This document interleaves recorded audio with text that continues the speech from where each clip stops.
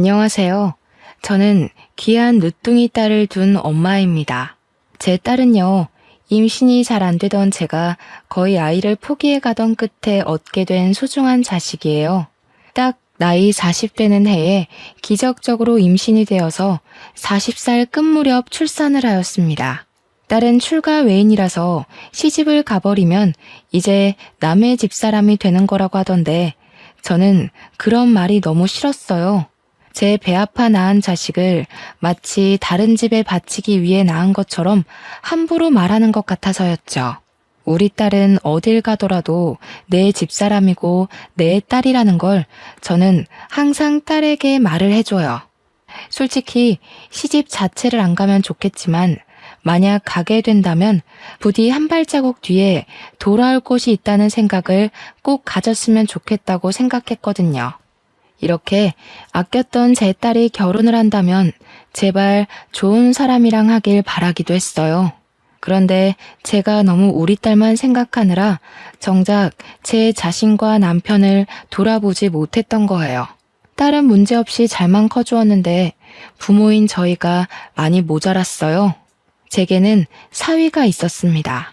우리 딸이 사랑한 남자면 우리한테도 아들이나 다름없다고 받아들인 사위였는데 저는 당시 사위를 통해서 사람을 너무 믿어도 안 된다는 걸 깨달았습니다.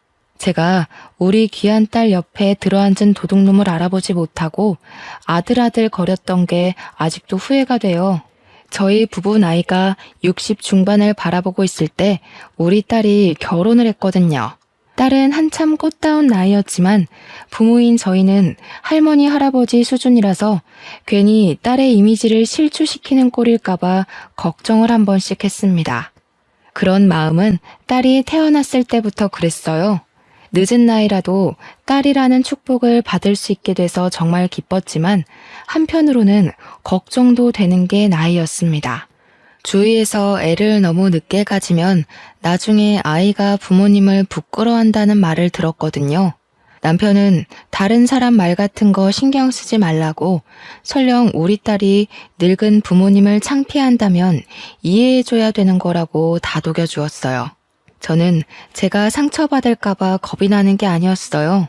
우리 딸도 젊은 부모님이랑 어울리고 싶을 텐데 그것 때문에 혹시 친구들한테 놀림이라도 받을까봐 그런 게 걱정이었습니다. 하지만 아이는 제 걱정이 무색할 정도로 정말 건강하고 밝게 자라주었어요. 저희를 부끄러워할지도 모른다는 걱정을 했던 게 오히려 더 창피할 만큼 딸이 저희를 정말 끼고 살았습니다. 딸은 초등학교 졸업을 할 때까지도 계속 저희 부부 사이에서 잠을 잤었어요. 세상에 어느 자식이 안 소중하겠냐마는 제가 딸을 너무 소중하게 키웠다 보니까 결혼마저도 시키고 싶지 않더라고요. 저도 병적인 모성애라는 거 압니다. 제 마음인데도 제가 어쩌지 못해서 조절하느라 늘 진땀을 빼거든요. 최대한 딸이 좋다고 하는 대로 살게 해주고 싶었는데 딸의 결혼은 제게 좀 큰 산이었어요. 막상 딸이랑 떨어질 생각하면 상상만으로도 눈물이 나더라고요. 그래서 남들 몰래 딸이 결혼하고 싶다는 남자만 안 데려왔으면 좋겠다. 그렇게 바라며 살았습니다. 그런데 딸의 인생이 어디 제 마음대로 되나요? 제 딸이 대학을 졸업하자마자 제가 그토록 기피하고 싶은 상황이 닥쳐버렸어요. 요즘 애들에 비하면 너무 빠른 나이에 결혼하고 싶은 남자가 생겨버린 거예요. 딸이 행복해하면서 무작정 소개해준 청년은 풍채가 좋고 수더분하게 생긴 사람이었습니다. 곰돌이상처럼 생겼는데 솔직히 첫인상으로 봤을 때는 우리 딸이 좀 더 아까웠어요.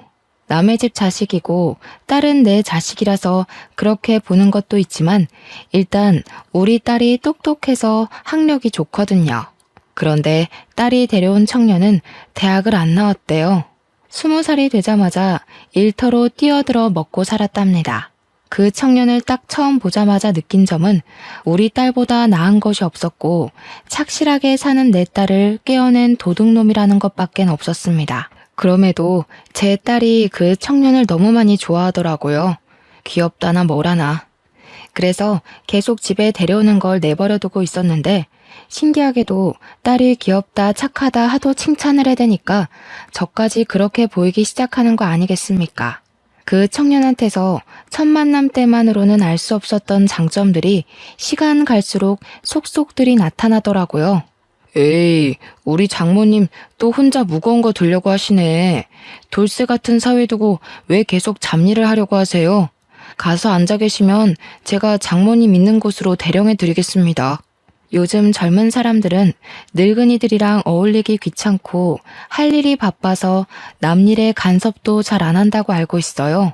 그런데 이 청년은 자기를 사위라고 지칭하고 저를 장모라고 불러주면서 집안의 굳은 일을 전부 도맡아 해줄 뿐더러 애교가 엄청 많더라고요.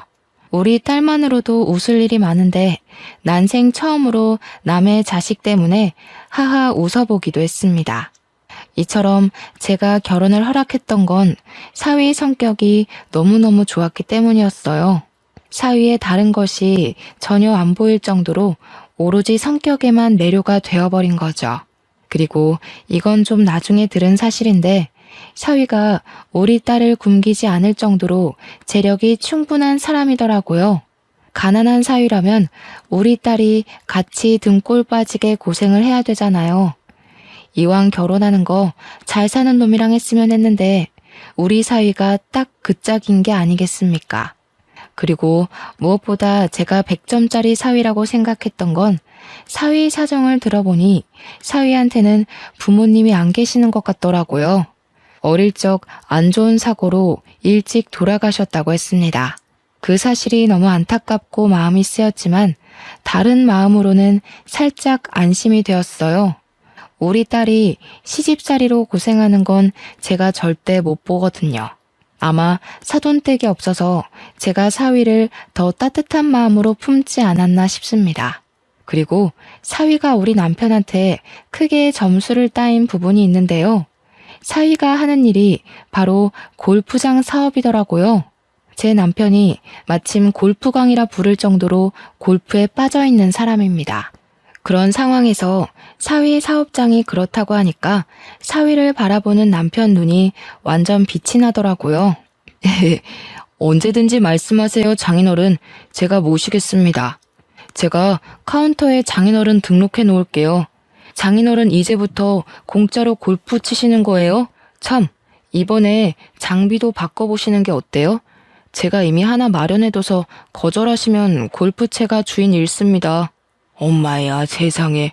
어디서 이런 복덩이가 들어왔을까? 복덩이도 아니지. 완전 금덩이 수준이야, 금덩이.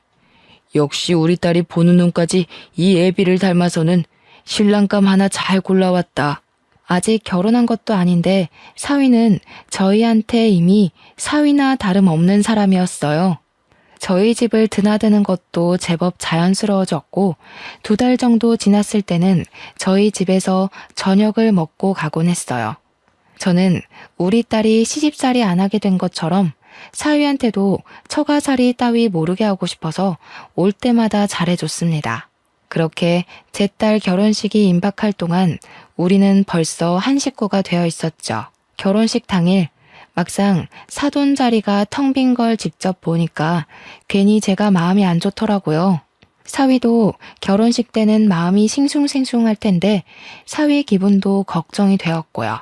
많은 사람들 앞이라고 속없이 싱글벙글 웃으면서 제 딸 손을 넘겨받는 사위를 보니 마음이 참 찡했습니다. 그런 사위를 보면서 저는 사위에게 엄마 같은 장모가 되어주겠다고 혼자 다짐을 했어요. 결혼식을 끝내고 애들은 따로 분가를 하였습니다. 그때가 되어서야 딸을 보낸다는 기분이 실감나더군요. 그렇다 하더라도 애들이 우리 집을 자기 집처럼 자주 찾아줘서 생각보다 쓸쓸하진 않더라고요. 사위가 좋은 사람인 걸 알고 있다 보니까 딸을 보낸 게 안심도 되었고요. 그런데요, 한 6개월 정도 지났을 때쯤이었어요. 딸이랑 사위랑 같이 저녁 식사를 하고 있는데 갑자기 애들이 황당한 소리를 하더라고요. 뜬금없이 합가를 하겠다고 하는 거 아니겠습니까?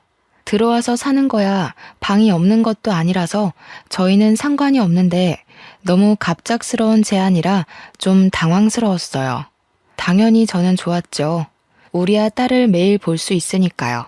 그런데 얘들이 생활이 어려운 것도 아니고 애를 낳아서 맞벌이를 하는 것도 아닌데 갑자기 신혼 즐긴 지 1년도 안 돼서 합가하겠다고 하는 게 제 딴에는 살짝 이해하기 어려웠어요. 이가 엄마 해주는 밥이 더 맛있다잖아. 결혼 전부터 우리 집에서 밥 먹고 다니더니 완전 엄마 손맛에 길들여졌나 봐. 나보고 처가 가서 살자고 노래를 부르더라고. 예, 사실 맞습니다, 장모님. 제가 아주 지선이 못 살게 굴었어요.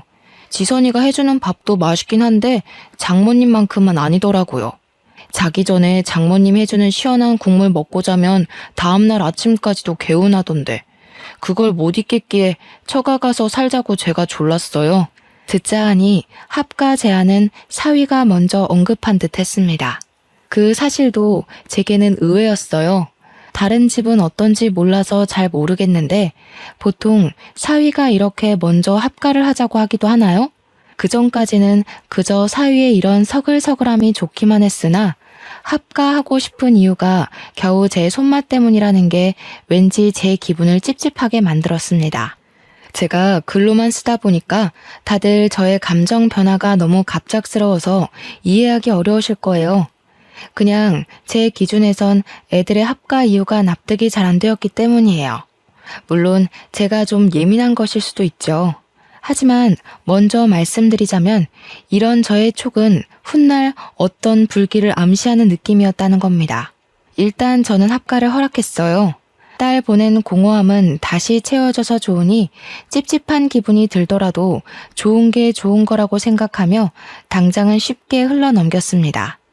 사위는 합가를 하고 나서도 저랑 남편한테 엄청 사근사근하게 행동했어요. 애교도 많아졌고 먼저 우리한테 다가와 말동무도 해주기도 했습니다. 같이 살다 보니까 적응은 금방 되더라고요. 합가 초반에 꺼림칙했던 제 기분은 온데간데 없어지고 사위와는 부모 자식처럼 더 가까운 사이가 되었습니다. 이게 다 사위의 노력 덕분이라고 생각했어요. 근데 두 분은 휴대폰 잠금이 안 돼 있네요? 요즘에는 잃어버린다고 찾아주고 그런 거 잘 없는데. 야근 사람들도 훨씬 많아졌어요. 그러다 큰일 생기면 어쩌시려고요. 그래? 아이고, 근데 그런 거 다 귀찮아. 늙은 사람 휴대폰이라서 잃어버려도 볼 거 하나도 없는데 뭘. 전화기가 비싼 것도 아니고 골동품 쥐어봤자 자기들만 손해지. 장인어른 너무 안일하시다. 여기 보니까 은행 앱들도 다 깔려있는데요. 이거 비밀번호 걸려있어도 제대로 해킹하는 사람이 주우면 바로 털려요. 휴대폰이 비싸고 말고가 중요한 게 아니라 안에 내용물이랑 신상 정보 털리는 게 무서운 거라고요. 아이고야, 그걸 몰랐네. 그렇지, 내가 은행하는 것도 다 거기 들어있어. 얼른 잠가놔야겠다. 큰일 날 뻔했어. 강서방이 내 것 좀 설정해줘 봐라.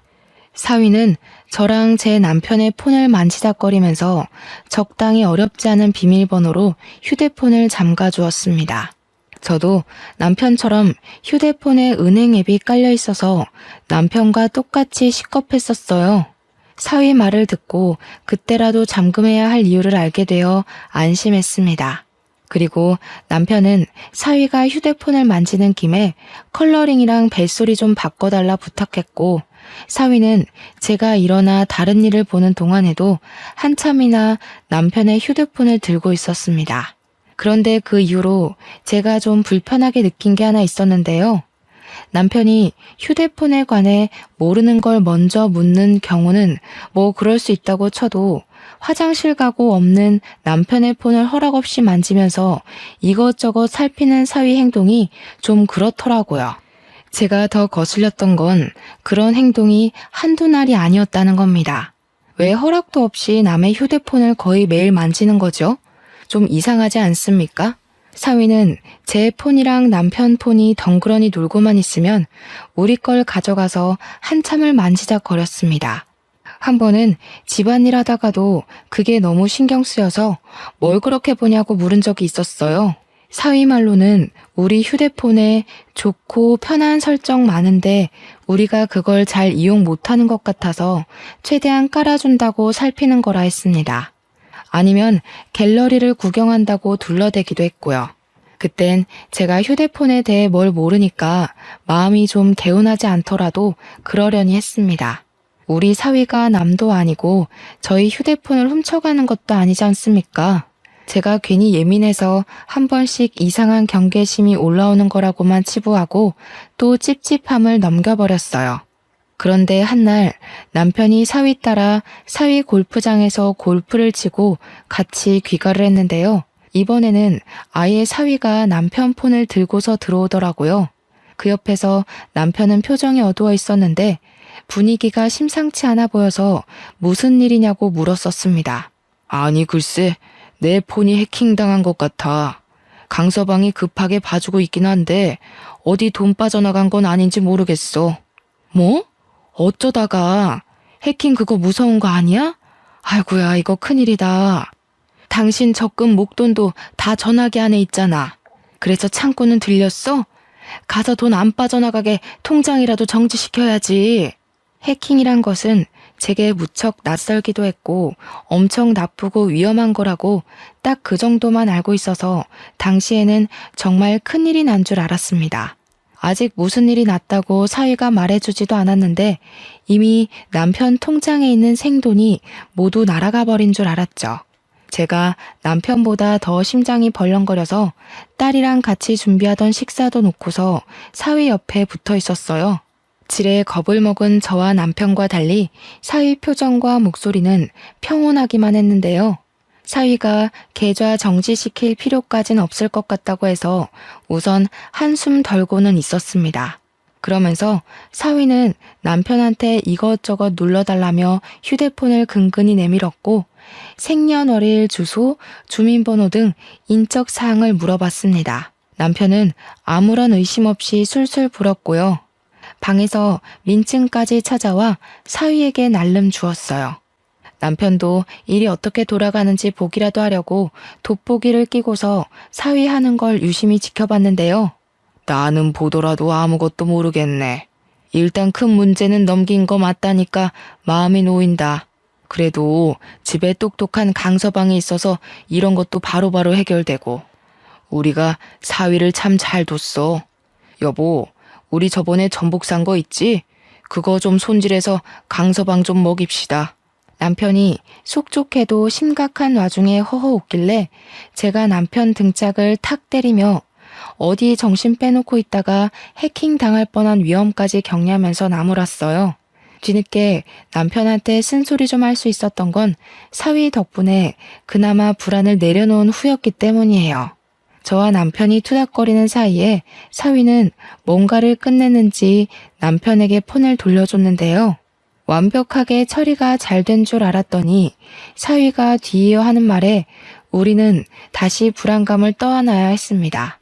급한 불은 껐는데 이런 게 한 번에 해결되는 건 아니고요. 며칠 주기로 계속 확인해야 되는 거라서요. 제가 나중에 다시 한번 말씀드릴 테니까 지금이랑 비슷하게만 도와주시면 돼요. 그래? 그럼 어디 돈 날리고 그런 거 아니야? 내가 가진 돈이 전부 전화기랑 다 연결되어 있거든. 그대로 있었어? 일단 지금은 그래요.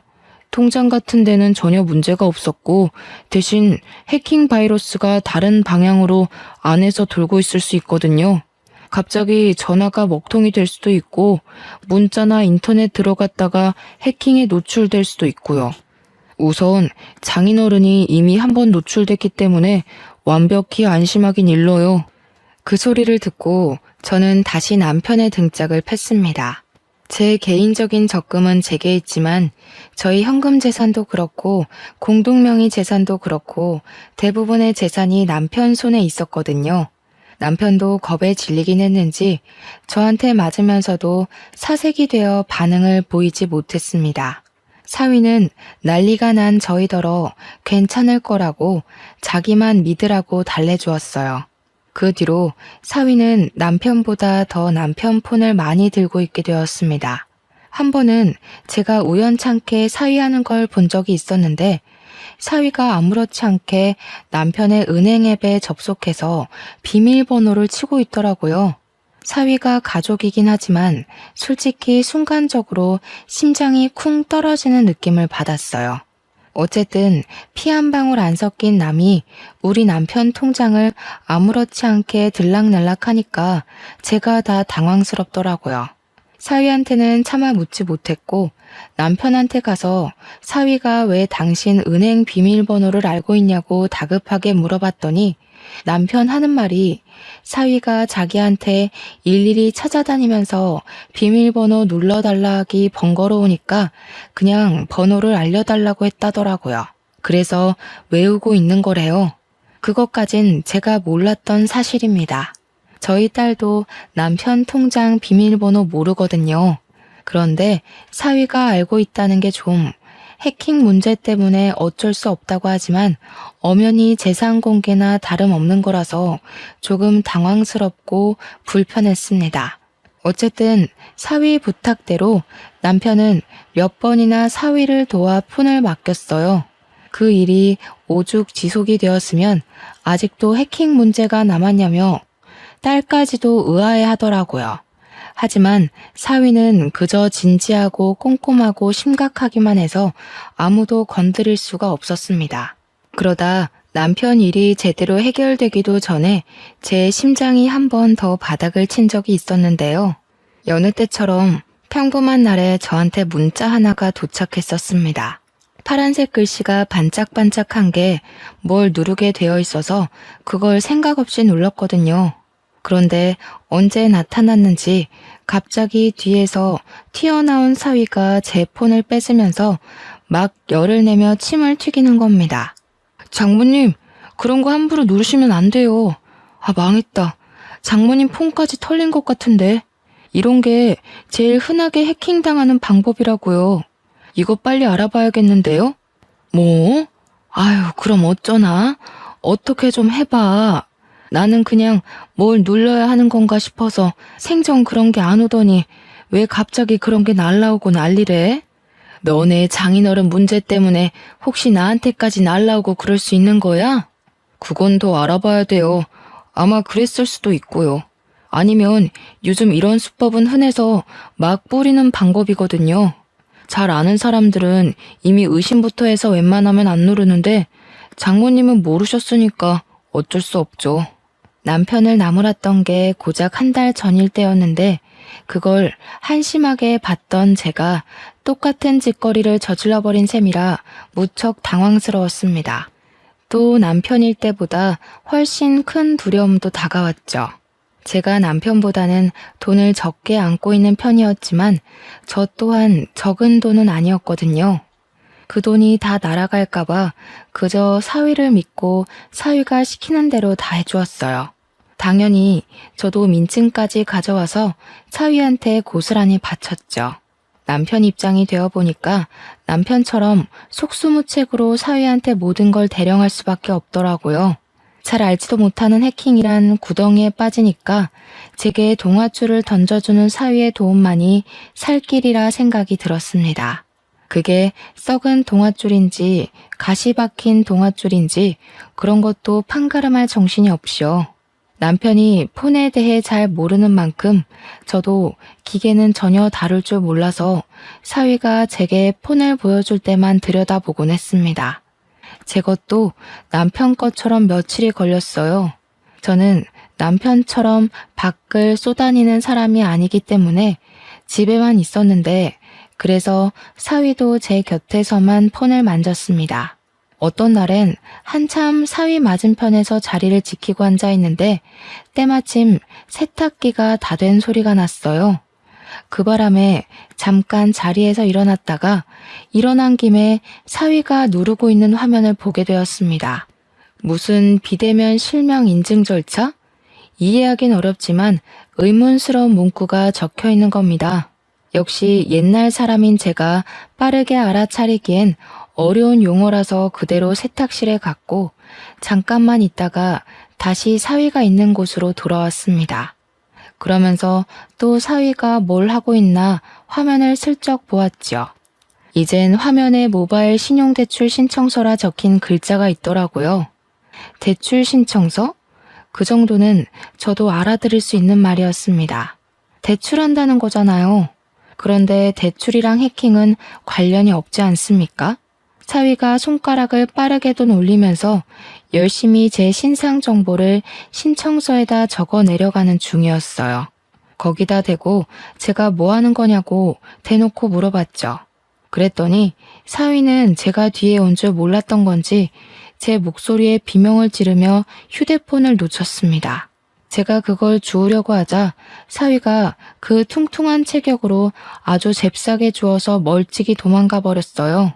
그러면서 저더러 자기가 놀랐던 감정만 호소하더라고요. 그런 것도 다 해킹 알아보기 위한 하나의 방법이라면서 다 생각이 있어서 그러는 거라고 신경 쓰지 말라 했습니다. 그때부터 저는 뭔가 이상하다는 걸 눈치챘어요. 그래서 사위가 출근하고 집에 없을 때 딸을 불러다가 물어봤습니다. 내가 아무리 생각해도 대출 신청서는 대출을 할 거라는 의미 같거든? 도대체 그런 걸 신청해서 어떻게 해킹 바이러스를 잡는다는 거냐? 엄마가 잘 몰라서 그러는데 정말 그런 게 있긴 해? 그런 게 있을 리가 없지. 뭔가 이상한데? 엄마, 제대로 본 거 맞아? 나도 해킹에 대해선 잘 모르긴 한데 대출 신청서로 해킹 잡아낸다는 건 듣도 보도 못했어. 엄마가 잘못 본 걸 거야. 감히 장모 이름으로 대출 신청하는 사유가 어딨겠어. 아니라니깐. 이 엄마가 다른 건 다 안 좋아도 시력 하나는 건강하잖니. 정말 대출 신청이라고 돼 있었어. 네가 나중에 사위한테 슬쩍 한번 물어봐봐. 에이, 엄마는 아직도 사위가 어떤 사람인지 몰라? 그 순둥순둥한 사람이 어디 그런 꼼수를 부릴 만한 배짱이 되겠어? 말이 되는 소리를 해야지. 딸이 제 말을 믿지 않으며 설렁설렁 대응을 하길래 저는 난생 처음으로 딸에게 언성을 높이면서 똑똑히 봤다고 지금 엄마 바보 취급하는 거냐고 호소를 하였습니다. 절대 잘못 본 거 아니니 제발 좀 알아봐 달라고 사정까지 했어요. 그랬더니 딸은 제 반응에 당황해서 저를 달래주었고 이내 곰곰이 생각하더니 나중에 사위 오면 물어보겠다고 했습니다. 그리고 그날 밤 딸이랑 사위 다투는 소리가 거실 밖까지 새어나왔어요. 미친 거 아니야? 당신 지금 우리 엄마 아빠한테 사기친 거야? 제정신이 아니고서야 어떻게 장인 장모 돈을 빼먹을 생각해? 내 상식선에선 진짜 이해 안 되거든? 무슨 이런 인간 말종이 다 있어? 무슨 말이 그따위야. 힘들면 부모 되는 사람이 자식 뒤에서 등 좀 밀어줄 수 있는 거 아니냐? 장인 장모님이 사위 미천 대줄 능력이 안 되니까 대출이라도 받으려고 했던 건데 뭘 사기꾼이야. 야 미친놈아. 그게 사기꾼이야. 허락도 없이 돈 쳐 빼가는 게 사기지 뭐냐고. 이거 완전 도둑놈 새끼네. 진짜 기가 차서 웃음도 안 나온다. 당신 이거 우리 부모님 기만한 거야. 우리 엄마 아빠가 아무것도 모른다고 해킹으로 사기나 치고 대놓고 개인정보 캐묻고 어쩜 그렇게 뒤통수를 칠 수가 있어? 알고 보니 사위가 저랑 제 남편이 허술하게 휴대폰을 관리하는 걸 파악하고서 저희 이름 앞으로 대출을 받아 자기가 쓰려고 했던 거였습니다. 해킹을 당했다는 거는 역시나 아무것도 모르는 저랑 남편에게 거짓말을 한 것이었고 사위가 저랑 남편을 물러보고서 대놓고 속여먹은 거였어요. 듣자 하니 이미 대출을 몇 번 받았더라고요. 액수가 한 6천만 원은 되는 것 같았습니다. 밖에서 기함을 하고 있는데 그 순간 방에서 무슨 뺨 갈기는 소리가 났고 저는 지체하지 않고 방에 들어갔습니다. 제 눈앞에는 바닥에 엎어져서 오른쪽 볼을 감싸고 있는 딸이 있었어요. 제 귀한 딸이 잘못 없이 쓰러져 있자 눈이 돌아버린 저는 저보다 훨씬 덩치 큰 사위에게 바로 덤벼들었습니다. 나약한 힘으로 사위를 힘껏 밀어버렸는데 그놈의 커다란 풍채 때문에 꼼짝도 안 하더라고요. 무슨 돼지 석상도 아니고 500년 묵은 나무도 아니고 어쩜 그리 타격을 안 입는 건지. 오히려 저한테 짜증이 난 사위가 저를 툭 밀어버렸습니다. 사정없이 넘어진 저는 주위 가구에 팔이 세게 부딪혔고 금이 갔는지 통증이 엄청났어요. 다른 생각도 못하고 그저 대굴대굴 구르기만 했습니다. 그때 딸은 저를 급히 살피면서 119를 불렀어요. 그러고는 사위에게 곧장 쌍욕을 해버렸죠. 나중에 119까지 들이닥치니 그제야 방에서 슬 나와 본 남편은 제가 다친 걸 보고는 얼른 쫓아와 부축을 해주었고 저희는 모두 병원으로 향했습니다. 물론 사위는 빼고요. 나이가 있어서 그렇지 깁스하고 조심하면 금방 다시 뼈가 붙을 거라고 의사 선생님이 안심시켜 주었는데요. 한숨 돌리고 난 후에야 저희는 아까 있었던 일을 다시 생각해 볼 수 있었습니다. 딸은 굉장히 화가 난 상태였어요. 우선 자기 신랑이 우리한테 패기친 부분을 가장 크게 담아두고 있었어요. 딸은 집으로 돌아가는 길에 사위를 경찰에 신고해버렸습니다. 제가 딸을 잠시 말리면서 신고를 해버리면 너네 이혼할 수밖에 없다고 했더니 딸이 그딴 도둑놈 새끼랑은 못 산다고 당연히 이혼할 거라 하대요. 그래서 딸이 마음대로 하도록 저도 내버려 두었습니다. 사실 딸이 그렇게 말해주길 제가 기대했는지도 모르겠네요. 그렇게 바로 경찰서로 간 저희는 사위에게 무슨 짓을 당했는지 세 식구 다 진술서 작성하고 난 뒤에 사위를 만났습니다. 저는 둥그런 덩치를 하고서 작은 의자에 앉아있는 사위가 원망스러워서 후다닥 달려가 사위 등짝을 몇 대나 팼어요. 이 못난 놈, 못났다 못났어. 우리가 널 얼마나 믿었는데 네가 어떻게 우리한테 이럴 수가 있니? 그 착해 빠진 얼굴로 감히 어른을 놀려? 우리가 너한테 서운하게 한 게 뭐 있다고. 이렇게 눈치 없고 답답하게 구시니까 제가 사기라도 칠 수밖에 없었던 거예요. 다른 집 처가들은 사위한테 용돈도 몇백씩 주고 그런다는데 장모님은 목돈도 많으시면서 저한테 한 푼도 안 주셨잖아요. 그게 잘해준 거예요. 요즘 사위한테는 그렇게 돈으로 째째하게 구는 게 서운하게 하는 거예요. 이런 썩을 놈, 어디 쓰레기를 주워다 처먹었나? 말끝마다 악취가 진동을 해서 더는 못 들어주겠네. 고작 사기친 놈이 뭐 잘난 짓 했다고 면상 빳빳이 쳐들고 있어? 고개 쳐박아 이놈 새끼야.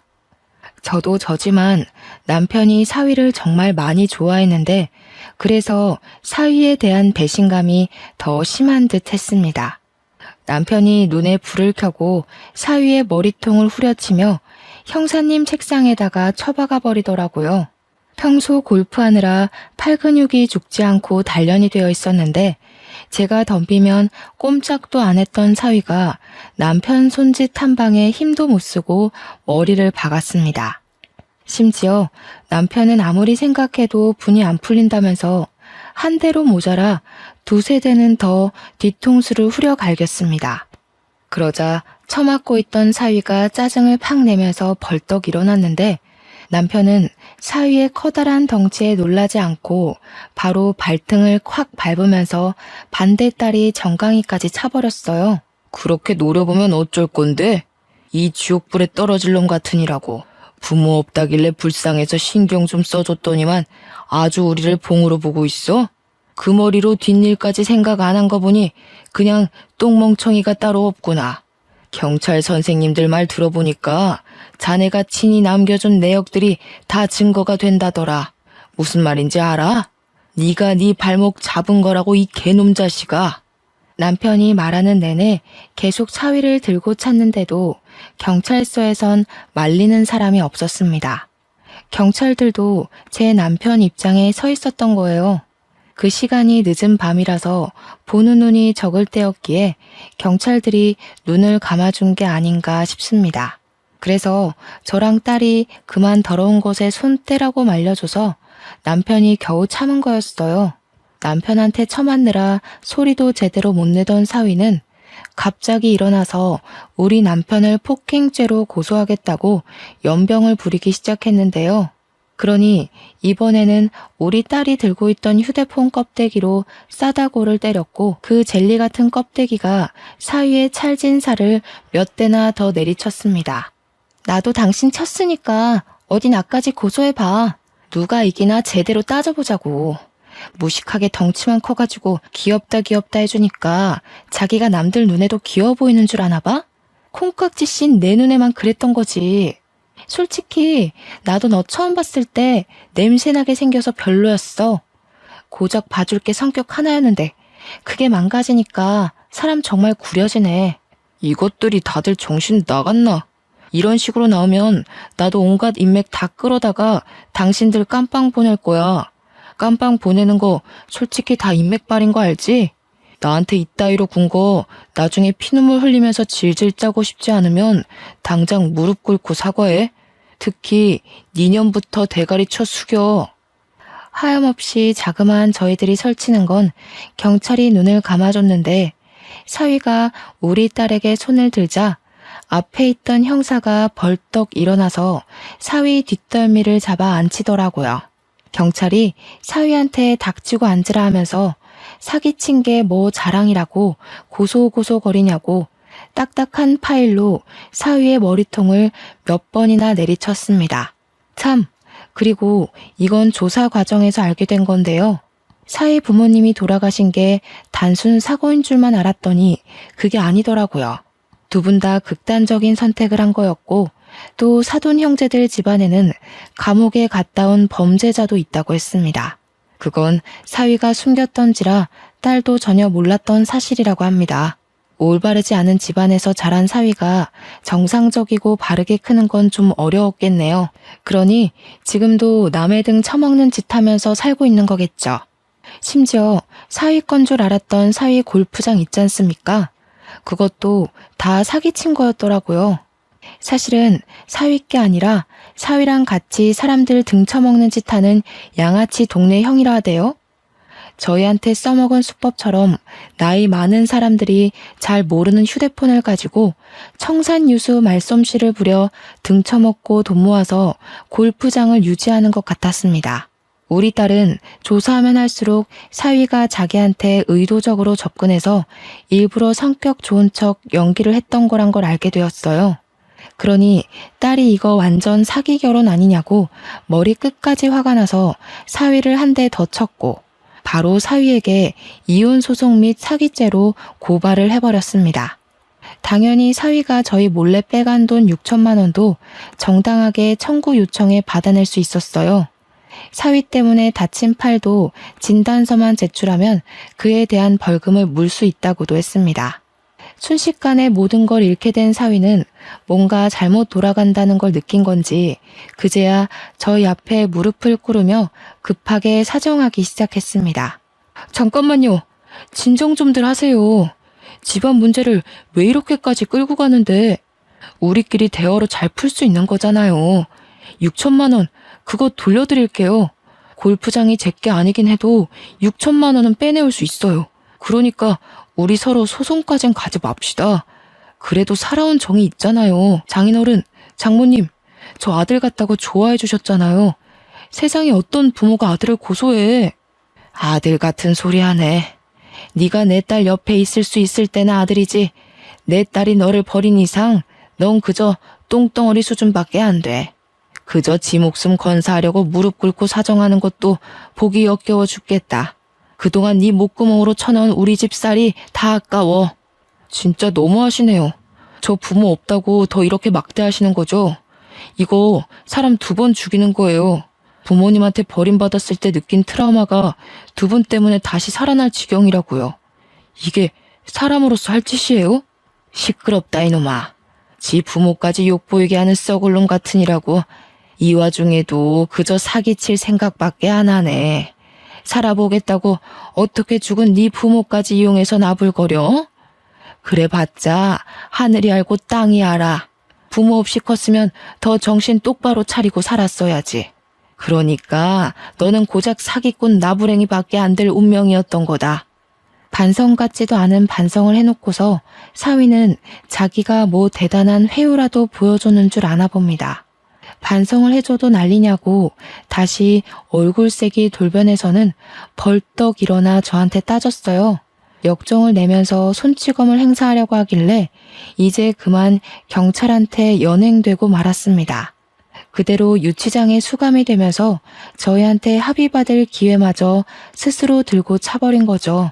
그리고 사위가 양아치 형님이랑 같이 운영해왔다던 그 골프장은 경찰들이 바로 압수수색을 나갔는데요. 세상이나 글쎄 그 골프장이 다른 골프장처럼 멀쩡한 곳은 아니더라고요. 법에 위반되는 불법적인 수단 등이 많았다고 했고 거기 신규 아르바이트생 말고 정직원으로 일하는 사람들은 조사를 들어가야 될 정도로 수상한 사람들이 많아서 다 잡혀갔다고 합니다.